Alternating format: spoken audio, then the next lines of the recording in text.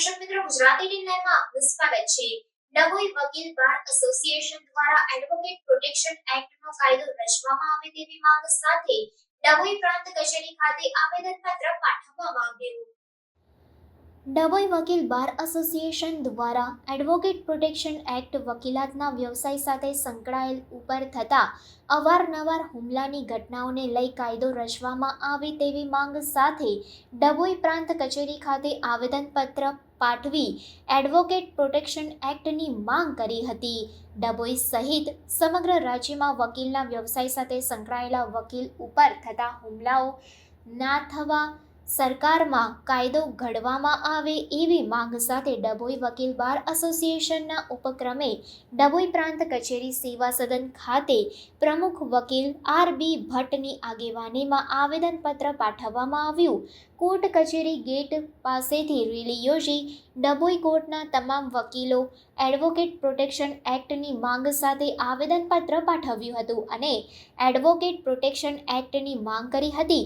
આવેદનપત્ર પાઠવવા પ્રમુખ સાથે મંત્રી વકીલ એન.જે. બારોટ, વકીલ લતીશભાઈ પટેલ, વકીલ આરીફભાઈ મકરાણી, વકીલ હર્ષિલ જોશી, વકીલ પન્નાલાલ સહિત મોટી સંખ્યામાં બાર એસોસિએશનના વકીલો જોડાયા હતા।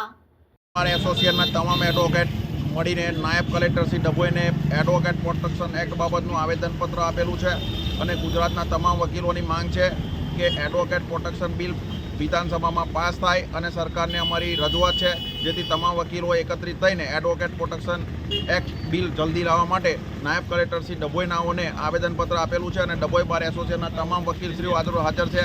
સિંધી સાહેબ છે, જે.કે. પટેલ સાહેબ છે, તેમજ મંત્રી સાહેબ નિલેશભાઈ બારોટ છે અને ડી.આર. શાહ સાહેબ છે। હું એડવોકેટ આરીફ મકરાણી।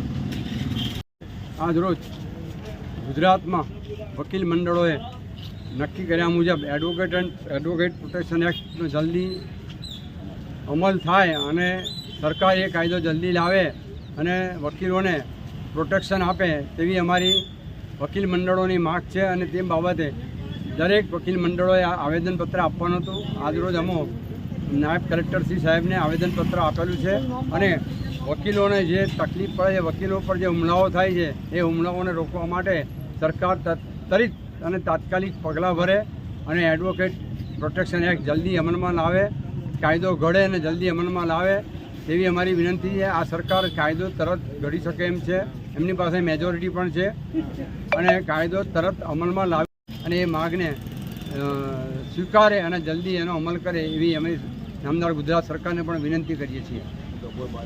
અને હું ડભોઈ બાર એસોસિએશનનો પ્રમુખ છું અને આજરોજ અમે ડભોઈ બાર એસોસિએશન તરફથી આવેદનપત્ર આપવા અહીં આગળ આવેલા છીએ।